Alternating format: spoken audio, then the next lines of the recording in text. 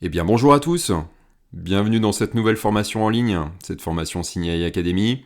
On va pouvoir commencer et parler ensemble ce midi du lancement de notre nouveau produit, le Pure Charge Go BCT iX. On va avoir l'occasion de revenir en détail sur ce produit, et puis je ferai un petit point à la fin également sur le dernier INCIO également qui a été lancé. Alors comme vous en avez l'habitude, bien sûr vous pouvez poser vos questions pendant cette formation par l'intermédiaire du chat intégré à Zoom. N'hésitez pas à le faire, seuls nous pouvons voir vos questions et on essaiera d'y répondre en temps réel, ou alors on prendra un petit peu de temps à la fin pour répondre aux différentes questions qui auront été posées. Et cette formation, elle va durer une trentaine de minutes. Alors, pour remettre le lancement de ce produit dans son contexte, aujourd'hui, et vous le savez très bien, nos patients sont fortement consommateurs et demandeurs de connectivité. Comme on peut le voir sur ces slides, les patients entre 55 et 80 ans, il y a un certain nombre d'heures passées sur les smartphones, encore plus devant la télévision et également aussi de manière importante sur les ordinateurs. Donc ces patients-là, nos patients, ont besoin de connectivité. La réponse qu'on a proposée maintenant depuis pas mal de temps, c'est d'intégrer du Bluetooth dans les appareils auditifs, mais vous le savez très bien, le Bluetooth qu'on intègre aujourd'hui, c'est un Bluetooth un peu particulier. À la base, c'était ce qu'on appelle du MFI, du Made for iPhone, qui correspond bien pour environ 20% des utilisateurs, puisque 20% des utilisateurs ont un iPhone. Pour étendre cette compatibilité, on a lancé un peu plus récemment, il y a quelques années, la norme ASHA, qui est rendre compatible en fait ce Bluetooth Low Energy avec les Android, en tout cas certains Android qui ont cette norme ASHA. Mais là aussi, malheureusement, la réalité, c'est que moins de 10% des smartphones sont équipés de ce ASHA. Et puis enfin, plus récemment, on a mis à disposition une compatibilité avec la norme Bluetooth LE Audio. Norme Bluetooth LE Audio, qui, comme on le disait auparavant, sera le Bluetooth de demain. C'est-à-dire que dans quelques années, la question ne se posera plus, le Bluetooth intégré dans tous les périphériques, ce sera ce Bluetooth LE Audio. Mais la réalité à ce jour, c'est que ce Bluetooth LE Audio, il est intégré dans moins de 5% des smartphones. Si on fait le cumul de toutes ces technologies, on s'aperçoit qu'on va pouvoir toucher au mieux 35% des patients qui sont connectés et qui utilisent leur smartphone, et que 65% des utilisateurs sont un peu mis sur la touche, parce que norme Bluetooth pas compatible avec nos appareils. Ce constat-là, c'est pas un constat de mauvais choix qu'on a pu faire, c'est un constat qu'à ce jour, les normes qu'on a choisies, elles ne correspondent pas à l'ensemble des utilisateurs. Pour autant, à l'avenir, ce sera certainement cette norme Bluetooth LE Audio qui s'imposera. On peut faire un parallèle avec ce qui se passe aujourd'hui dans l'automobile. On est tous d'accord que le diesel, l'essence, c'est pas l'avenir. L'avenir, c'est certainement l'électrique, l'hybride. Mais comme on peut le voir, même si on sait que l'avenir c'est ça, à ce jour, l'électrique c'est que une certaine partie, 17%, l'hybride est également un peu moins. Donc on sait vers quoi on va tendre dans le futur, Bluetooth et le audio, mais la réalité aujourd'hui, qu'est-ce qu'on fait pour ces 65% de patients qui ont des smartphones qui ne sont pas compatibles? On me dirait ils peuvent changer de smartphone, oui, mais souvent ils veulent directement un appareil qui sera compatible. C'est pour ça qu'aujourd'hui, on vous propose un nouveau appareil écouteur déporté, le Pure Charge Go BCT, qui va intégrer, on va le voir, une connectivité universelle, avec un Bluetooth universel, qui va pouvoir répondre comme ça, on a mis 99%, mais en tout cas à la majorité des smartphones des utilisateurs, et donc avec une couverture des dispositifs numériques, parce que ça ne se limitera pas aux smartphones, on va le voir, mais presque universelle. La contrepartie de ça, jusqu'à présent, et c'est d'ailleurs pour ça qu'on ne l'a pas fait jusqu'à présent, c'est que intégrer du Bluetooth classique, c'est très compliqué et ça nécessite de faire des compromis. Des compromis en termes de performance audiologique, moins de directivité, peut-être pas de cross, une autonomie qui sera en berne, peut-être moins de 20 heures d'autonomie, donc moins d'une journée, et puis des appareils potentiellement plus gros et un design moins élégant. Donc jusqu'à présent, le compromis, c'était celui-là. C'est d'ailleurs pour ça que quasiment tous les fabricants avaient fait le choix de ne pas intégrer le Bluetooth classique, parce que ça imposait de faire des contraintes et des compromis sur les performances, l'autonomie et la taille. Aujourd'hui, ce qu'on vous propose, et vous allez le voir dans la présentation, c'est ce Pure Charge Go BCTX, qui n'est pas seulement, vous allez le voir, un appareil écouteur déporté avec le Bluetooth universel. L'originalité de ce produit, c'est pas ce Bluetooth universel, non, l'originalité de ce produit, c'est de le faire, l'intégration de ce Bluetooth universel, sans compromis, et donc de ne pas compromettre toutes les performances, toutes les qualités qu'on pouvait avoir sur nos produits jusqu'à présent. Et ça, seul Signia, vous allez le voir, sera capable de vous le proposer à ce jour. Donc le Pure Charge Go BCTX, c'est un produit qui a été lancé il y a maintenant peu de temps, puisque le lancement il s'est opéré le 4 mars. Donc peut-être que certains l'ont déjà eu en main, peut-être que certains l'ont déjà utilisé. On va essayer d'aller plus loin dans les explications et dans les conseils d'utilisation justement par rapport à ce produit. Et on l'a dit tout à l'heure, le Pure Charge Go BCTX, c'est un appareil auditif sans compromis. Et cette notion de sans compromis, vous allez voir, elle est extrêmement importante. Bien sûr, ce produit, il intègre, donc comme on l'a dit, la connectivité universelle, et on va y revenir grâce au Bluetooth classique, cette fois-ci, et non pas un Bluetooth MFI ou autre. Mais, quand on disait sans compromis, c'est que le lancement de cet appareil, on a voulu le faire sans compromis sur les performances audiologiques. On s'est toujours battu chez Siemens, chez Signia, pour développer des appareils performants en termes d'acoustique, en termes d'audiologie, pour que le patient ait les meilleures performances en termes de compréhension et d'intelligibilité dans le bruit. C'est l'objectif de base d'un appareil auditif. L'objectif, c'est pas la connectivité à la base. L'objectif, à la base, c'est d'avoir des bonnes performances en termes d'audiologie. C'est pour ça que le patient vient chez vous. Donc on voulait pas faire de compromis là-dessus, et sur ce produit, malgré l'intégration du Bluetooth, et on verra comment on a réussi à faire ça, eh bien vous avez toutes les performances de la plateforme iX. En parallèle de ça, on voulait également pas de compromis sur la taille et le design. Là aussi, je pense qu'on en a suffisamment discuté au cours de ces formations en ligne, mais la déstigmatisation, c'est important pour nous. On avait lancé des produits comme le Silk, comme le Stiletto, bref, donc on ne voulait pas un produit là aussi qui aille à l'encontre de ce qu'on propose et de ce qu'on discute depuis des années. Donc on ne voulait pas de compromis non plus sur la taille et le design de ce produit. On ne voulait pas de compromis non plus sur l'autonomie. On le disait tout à l'heure, mais l'objectif premier pour les patients, c'est une correction de leur audition. Donc si c'est pour avoir de la connectivité universelle, mais avoir un appareil qui tient difficilement la journée, bah, ça va pas convenir. Donc là aussi, on ne voulait pas de compromis sur l'autonomie, et puis un produit rechargeable dans les normes de ce qui se fait aujourd'hui. Alors, on va commencer par parler de la connectivité, parce que c'est quand même le point nouveau sur ce produit-là, et il y a quand même pas mal de choses à vous dire et vous expliquer sur son utilisation.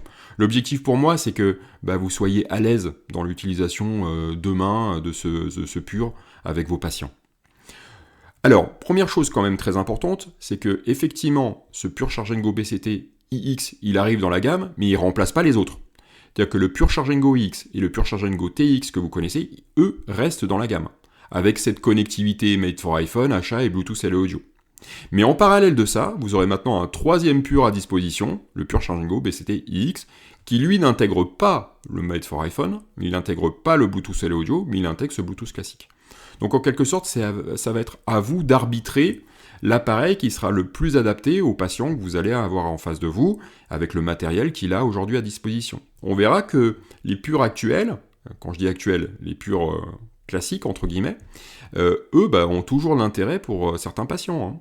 Mais, effectivement, on va avoir quand même beaucoup d'intérêt pour ce nouveau Charge Go BCT. Alors le premier point, c'est ce qu'on disait tout à l'heure, c'est la compatibilité universelle. Voilà, on estime que 99% des smartphones en service seront et sont compatibles avec ces appareils Pure BCT. Il y aura peut-être des exceptions, un très vieux smartphone qui pourra pas fonctionner, on ne sera pas à l'abri non plus. Mais là où jusqu'à présent on était à 35-40% des smartphones compatibles, là demain on sera proche des 99%. Donc encore une fois, voilà, il reste une petite marge pour lesquelles potentiellement ce sera incompatible, mais la plupart du temps, les patients qui viendront vous voir avec leur smartphone, vous pourrez leur dire oui, il existe une solution. Alors on parle des smartphones certes, mais c'est aussi tout l'environnement numérique du patient. Un ordinateur portable pour les réunions Teams, une télévision qui est Bluetooth, un baladeur MP3, une console de jeu, un téléphone fixe. Bref, ce Bluetooth classique, c'est lui en fait qui aujourd'hui, et encore une fois, je dis à ce jour, parce que demain ce sera peut-être le Bluetooth LE Audio, dont on vous parlait il n'y a pas longtemps, qui sera intégré, mais à ce jour, la plupart du temps, c'est ce Bluetooth classique qui est intégré. Et donc, Les appareils BCT seront compatibles justement avec tous ces environnements-là. Le smartphone, je pense aux réunions Teams. On en fait beaucoup, là on fait une réunion Zoom, mais voilà, super pratique de pouvoir avoir tout directement dans les appareils auditifs. Donc effectivement, ce Bluetooth classique, il a énormément d'avantages. Le premier, c'est déjà que la configuration, on est tous habitués à ça. On a tous déjà fait un appareillage Bluetooth, c'est facile, c'est rapide. Cette compatibilité universelle dont on vient de parler. On conserve, malgré ce Bluetooth classique, des fonctions comme le hands-free ou le call control, donc ça veut dire que le patient, avec ce Bluetooth classique, il a toujours la possibilité de décrocher avec son appareil, donc on appuie sur le bouton poussoir, et de parler, et que sa voix soit captée par les appareils. Ne pas avoir, comme la dame sur l'écran là, avoir besoin de parler devant le téléphone. Les micros de l'appareil captent la voix. Et puis l'application SignaApp, bien sûr, elle aussi, elle fonctionne toujours avec les appareils.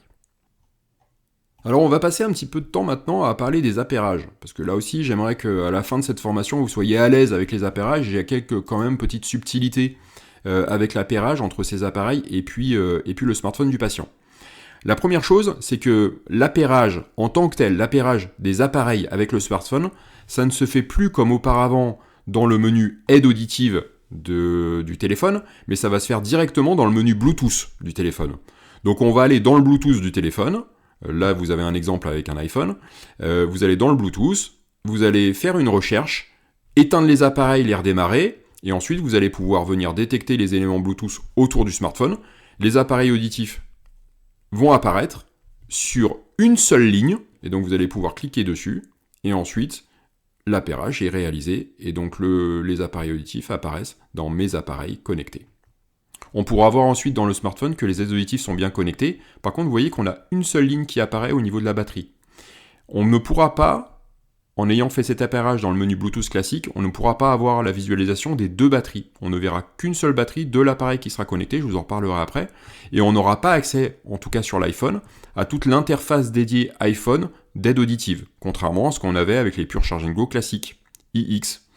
Donc tout à l'heure je vous parlais d'un arbitrage à faire et que les purs classiques gardaient leur intérêt. Effectivement, un patient qui est équipé en iPhone, ce sera peut-être plus judicieux pour lui de lui conserver des Pure Charging Go iX non BCT pour avoir accès à toute l'interface iPhone dédiée à l'aide auditive.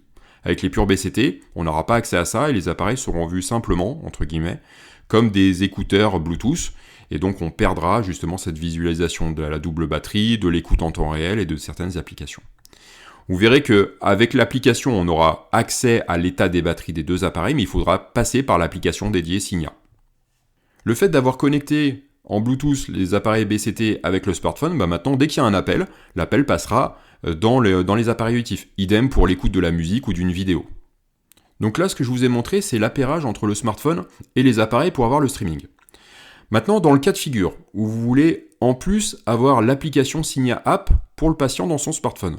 Ce qu'on vous conseille de faire, à ce jour, peut-être que les choses évolueront dans le futur, mais en tout cas, à ce jour, il faut, avant de faire cet appairage, il faut d'abord venir installer l'application Signa App. C'est une contrainte qu'on a aujourd'hui, au lancement. Peut-être encore une fois qu'à l'avenir, ça changera. Mais aujourd'hui, si vous voulez que le patient ait accès à la fois au streaming de son téléphone et à l'application Signa App, vous commencez d'abord par l'application Signa App. Donc le patient va la télécharger, cette application Signa App, et ensuite vous allez aller dans le menu de l'application, d'ailleurs ça va booter là-dessus, ça va démarrer comme ça, et vous venez choisir Bluetooth dans l'application. Une fois que vous êtes dans Bluetooth, on va vous demander d'éteindre et de rallumer les appareils, donc là vous mettez les appareils dans le chargeur, vous les sortez, et ensuite là dans l'application va vous trouver les deux appareils, droite et gauche. Vous cliquez dessus, vous faites appairer, appareil droit, appareil gauche, ça vous connaissez déjà. Et ensuite, l'appairage avec l'application sera terminé. Et ensuite, il va falloir faire l'activation pour le streaming, puisque là, en ayant fait ce que vous avez à l'écran ici, on a juste fait l'appairage entre l'application smartphone, l'application Signa App et les appareils. Ensuite, il faudra faire la partie streaming. Pour faire la partie streaming, vous avez deux possibilités. Soit vous venez cliquer sur « Activer le streaming » en bas à droite, là, je vous mets ma souris dessus, soit alors vous allez directement dans le menu Bluetooth du smartphone. Comme on peut le voir ici. Et à ce moment-là, quand vous allez aller dans ce menu Bluetooth, vous allez voir apparaître plusieurs fois les appareils auditifs du patient. Deux lignes qui sont déjà connectées, comme dans mon exemple ici. Là, ça veut dire que les appareils sont connectés pour l'application. Ce sont deux lignes pour l'application. Et dans la recherche Bluetooth que le smartphone va faire, eh bien, il va vous trouver une troisième ligne aide auditive. Cette troisième ligne aide auditive, ça correspond à la partie streaming. Il vous suffit alors de cliquer sur cette ligne pour que les appareils soient connectés au smartphone pour le streaming. Cette troisième ligne là que vous avez, en cliquant dessus, sur le petit i là, vous allez pouvoir renseigner des différentes informations. Déjà, vous assurer que c'est bien aide auditive, on le voit là. Et puis, à la rigueur, si vous voulez, vous pouvez renommer cette ligne streaming pour que le patient puisse bien différencier par la suite la partie Bluetooth qui concerne l'application, pour piloter les appareils, changer de programme, changer de volume, etc. et la ligne qui concerne le streaming. Comme ça, s'il veut ne plus avoir le streaming, mais conserver l'utilisation avec son application, bah, vous pouvez faire déconnecter cette ligne streaming. Et à l'inverse, s'il veut garder que le streaming et plus l'application, il n'y a pas forcément beaucoup d'intérêt à le faire, mais il n'empêche que bah, il pourra venir déconnecter la partie application. C'est surtout la partie streaming qui peut être intéressante. Hein. Parfois, les patients vous disent « Ah oui, j'ai pas envie d'avoir l'appel dans mon smartphone. » Bah, il suffit de venir là, et cette ligne streaming, bah, on la décoche. Voilà, on fait déconnecter. Mais malgré tout, le patient conserve le contrôle avec son application. Voilà. Donc, pour résumer les choses, bien se rappeler de ça. On commence d'abord par l'application si le patient veut l'application Signia App. On fait l'appairage via l'application. Et dans un deuxième temps, on retourne dans le Bluetooth du smartphone et on vient détecter cette troisième ligne appareil auditif et on se connecte pour le streaming. Et donc, in fine, dans les menus Bluetooth du smartphone, on aura 3 lignes, 2 lignes pour l'application, 1 ligne pour le streaming. Je vous le disais tout à l'heure, hein, avec le Bluetooth classique, on n'a pas accès à toutes les fonctionnalités dédiées de l'iPhone pour les aides auditives. Donc à savoir l'écoute en temps réel, la visualisation simultanée des batteries des deux appareils. Donc encore une fois, j'insiste là-dessus, mais ça va être votre rôle de faire un arbitrage entre l'appareil pur qui sera le plus adapté à votre patient. Est-ce que c'est plutôt un Pure Charge & Go iX ou alors un Pure Charge & Go BCT iX ? Bah voilà, en fonction du matériel et de l'attente qu'il va en avoir de son aide auditive, bah que vous allez plutôt faire le choix de l'un ou de l'autre. Ne partez pas de but en blanc sur le BCT, hein. Alors quoi que vous pouvez, parce que du coup le BCT lui sera universel. Mais en tout cas, pour certains patients qui seraient déjà en iPhone par exemple, bah, le Pure Charge & Go TX, ça peut être un choix judicieux, parce que voilà, on bénéficiera de toute l'application dédiée de l'iPhone. Et puis idem sur des smartphones qui sont récents, sur lesquels on est sûr qu'il y a du Bluetooth LE Audio. Par exemple les Google Pixel, ce genre de smartphone, bah là oui, passer par le Bluetooth LE Audio, ce sera plus intéressant que le Bluetooth classique. Donc encore une fois, voilà, c'est quelque chose auquel vous pouvez réfléchir, et en fonction du patient qui sera en face de vous, de faire le choix le plus pertinent pour lui. Ensuite, autre point intéressant à connaître, c'est que l'appairage pour le streaming, via le smartphone des appareils, l'appairage il se fait qu'avec un seul des deux appareils. On l'a vu, il n'y avait qu'une seule ligne. L'autre appareil, il est relié à l'appareil contralatéral qui est connecté au smartphone via le système I2I. Je vais vous en reparler rapidement après du I2I, mais le I2I, hein, pour rappel, c'est de l'induction magnétique codée, ça a une distance de communication environ de 20 cm, et il faut que les appareils soient bien dans l'axe. Donc, en streaming, pas de souci, quand les appareils sont sur l'oreille du patient, le son en stéréo passera bien d'un appareil à l'autre. Ça, pas de problème. Par contre, quand vous faites vos tests sur la table, sur le bureau, ou les appareils en dehors de l'oreille du patient, faites attention parce que si vous écoutez, pour vous assurer que le streaming passe bien, si vous écoutez l'appareil contralatéral, donc celui qui n'est pas connecté au smartphone, bah, si vous ne respectez pas ce petit schéma-là, avec les appareils à environ 20 cm et dans le même axe, eh ben, vous risquez de ne rien entendre dans l'appareil que vous êtes en train d'écouter, non pas parce que ça marche pas, c'est juste parce que le I2I ne peut pas communiquer entre les deux appareils. On avait eu exactement la même question quand vous faites des appaillages en cross, en bicross, en tricross. Voilà, on vous dit toujours, attention, si vous voulez vérifier que votre bicross marche bien, mettez bien les appareils dans la bonne position, l'un et l'autre pas trop loin, parce que sinon le signal passera pas sur l'appareil contralatéral. Donc là, on aura la même chose pour le streaming, donc faites attention à ce point-là. Voilà, mais dites-vous que sur l'oreille du patient, il n'y aura pas de problème, hein, ça marche très bien. Enfin, le dernier point d'attention à avoir, c'est au niveau de la consommation. Du fait qu'il n'y ait qu'un seul appareil qui sera connecté au smartphone, cet appareil connecté va légèrement consommer plus que l'autre. On verra, après je vais vous donner des chiffres d'autonomie, Dans tous les cas de figure, ça tiendra largement la journée complète pour le patient. Voilà, je vous rassure. Mais il n'empêche que, là où il faut être vigilant, c'est que peut-être que le patient, dans son application, va s'apercevoir que les deux appareils ne sont pas synchronisés en termes d'autonomie. Quand je dis synchronisés, c'est que il les a allumés le matin à la même heure, et pourtant, en fin de journée, il y en a un qui a moins d'autonomie que l'autre. Bon, en fait, ça c'est normal. C'est normal parce que celui qui est connecté va consommer un petit peu plus, et donc aura un petit peu moins d'autonomie en fin de journée que l'autre. Mais encore une fois, quand je vais vous montrer les chiffres d'autonomie, c'est pas grave. Mais il faudra juste être vigilant à ça. Si vous avez une question là-dessus, c'est pas un défaut de l'appareil, c'est certainement lié à ce mode de connexion. Bon, en parallèle de ça, pour tout vous dire sur la connectivité, le Pure Charge & Go BCT, il a également intégré une bobine T, donc on pourra toujours l'utiliser aussi pour ce besoin-là. Et c'est vrai que les lieux publics aujourd'hui sont encore majoritairement équipés de bobines d'induction. Hein. L'Auracast, là aussi, ce sera certainement l'avenir, mais au jour d'aujourd'hui, l'Auracast dans les lieux publics, malheureusement, c'est pas une réalité. Donc ça, c'était pour la partie connectivité. Le deuxième point, c'est sur lequel je voulais revenir avec vous, c'est les performances audiologiques. Je vous ai dit qu'on avait toute la plateforme iX d'intégrer dans ce produit.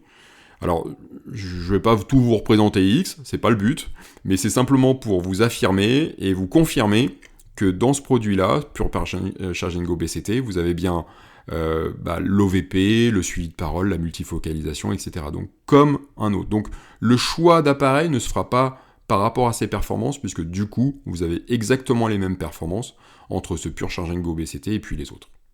Et je vous rappelle un point qui est important et intéressant pour vous à connaître, c'est que toutes nos nouvelles technologies, OVP, Superfocus, multifocalisation, etc., voire même le cross, ça nécessite un dialogue entre les appareils. Et ce dialogue entre les appareils, il est fait par notre système eTWI. Ce système eTWI, je vous en ai parlé rapidement tout à l'heure, ce mode de communication, ce Bluetooth à nous en quelque sorte, c'est un système de communication sans fil qu'on appelle NFMI, Near Field Magnetic Induction. Cette norme NFMI, elle a plein de qualités, consommation très faible, latence très faible, un haut débit, donc c'est parfait pour faire communiquer les appareils l'un avec l'autre. Mais la problématique qu'on a avec ce eTWI, c'est que c'est très compliqué de le faire cohabiter avec un Bluetooth classique. Alors autant avec un Bluetooth low energy, ça se passe bien, avec du Bluetooth classique, c'est complexe. Et c'est d'ailleurs pourquoi, jusqu'à présent, on ne le faisait pas. On n'avait pas intégré de Bluetooth classique dans nos appareils, parce que ça nous obligeait à supprimer ce système eTWI à cause des interférences, de la consommation supplémentaire, et donc à se passer de toutes ces technologies, OVP, suivi de parole, etc. Bon, encore une fois, le choix, on n'a pas voulu de faire compromis jusqu'à présent, et là, le vrai tour de main, le tour de force des ingénieurs chez nous, c'est d'avoir réussi sur ce produit à faire cohabiter simultanément cette norme NFMI et du Bluetooth classique. Et ça, c'est vraiment une exclusivité Signia de pouvoir avoir ces deux technologies qui cohabitent simultanément. Ça a nécessité de faire un gros travail d'ingénierie en interne pour développer nos propres antennes Bluetooth, notre propre processeur et nos propres codecs de communication pour arriver à avoir cette cohabitation simultanée du système eTWI avec du Bluetooth classique. Et quand je vous disais tout à l'heure que la vraie révolution sur ce produit, la vraie innovation, c'est pas en tant que tel le Bluetooth classique, non, c'est d'avoir réussi à faire cohabiter toutes ces technologies en même temps dans un tout petit produit et que tout se passe bien dans le fonctionnement de l'un et de l'autre. Et c'est ça la vraie prouesse sur ce produit-là. Vu qu'on a tout ce qui existe en termes de performance audiologique, on a aussi accès au cross avec ce produit. Et je fais juste une petite aparté quand même. Attention, on a effectivement des unités cross disponibles pour faire du cross et du bicross. Maintenant, la seule limite, c'est qu'on ne peut pas faire de tricross actuellement avec ces produits. Donc le programme CrossPhone n'existe pas sur ces produits Pure BCT. Attention à ce petit point là aussi qui peut avoir son importance. Et puis ensuite, dans l'environnement en tant que tel du produit, programmation par le No-Link Wireless, les écouteurs, ça ne change pas, toujours le S, le M, le P et le SP, disponibles comme vous l'aviez sur les autres Pure. Ensuite, maintenant, un mot sur la taille et le design de ce produit. Je vous mets directement à l'écran les cotes des appareils. Donc à gauche, le Pure Charge & Go X, le plus petit. Au centre, le Pure Charge & Go TIX, donc avec la bobine T d'intégrer et puis la batterie plus grosse. Et puis à droite, le Pure Charge & Go BCT-X. Vous voyez que le Pure Charge & Go BCT-X, il a la même taille au dixième de millimètre près la même taille que le Pure Charge Go TX. Voilà.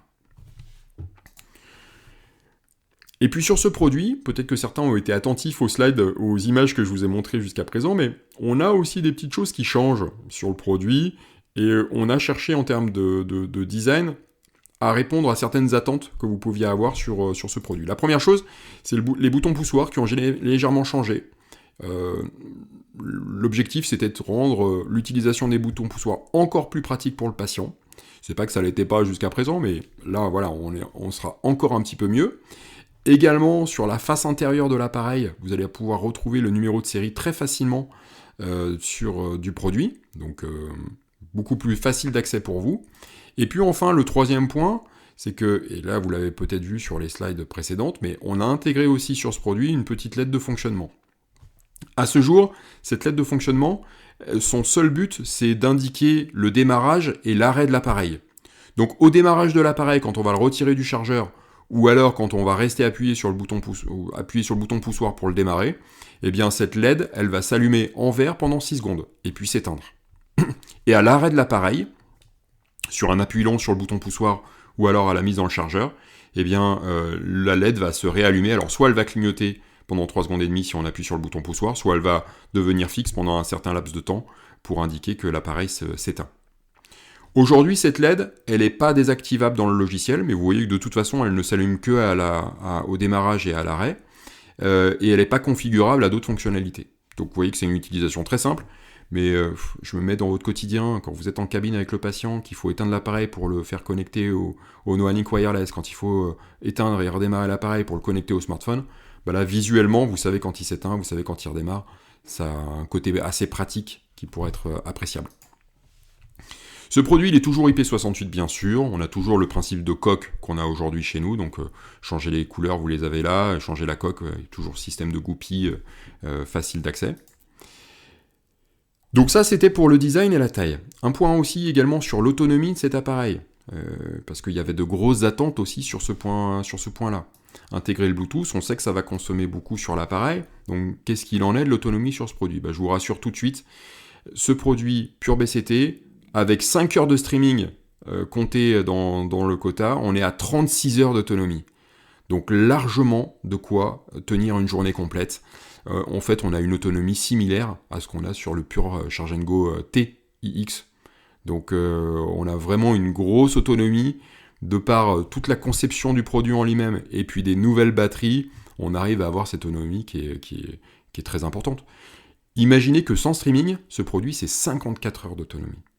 Donc 5 heures de streaming, ça coûte cher, hein. Ça coûte, on peut faire le calcul rapidement, mais ça coûte 18 heures d'autonomie sur l'appareil. Donc 5 heures de streaming, moins 18 heures d'autonomie sur l'appareil. Donc c'est effectivement beaucoup, mais vu que la réserve d'énergie, elle est importante, bah ça n'empêche pas du tout l'utilisation sur une journée complète pour le patient. Donc voilà, largement de quoi tenir une journée pour le patient, et puis après on retrouve des choses là aussi connues. Alors le Cross, lui, c'est 62 heures d'autonomie, l'unité Cross, et puis après la recharge complète en 4h30, 30 minutes de charge pour 6 heures d'autonomie en plus. Et puis les chargeurs nomades, on va en reparler, chargeurs nomades c'est 3 charges complètes des appareils. Et du coup, un mot sur le côté rechargeable de ces produits, les chargeurs, ce sont les mêmes et les mêmes références que celles que vous aviez jusqu'à présent avec les purs classiques que vous connaissez, donc le chargeur nomade, le chargeur standard, et puis le chargeur dry and clean.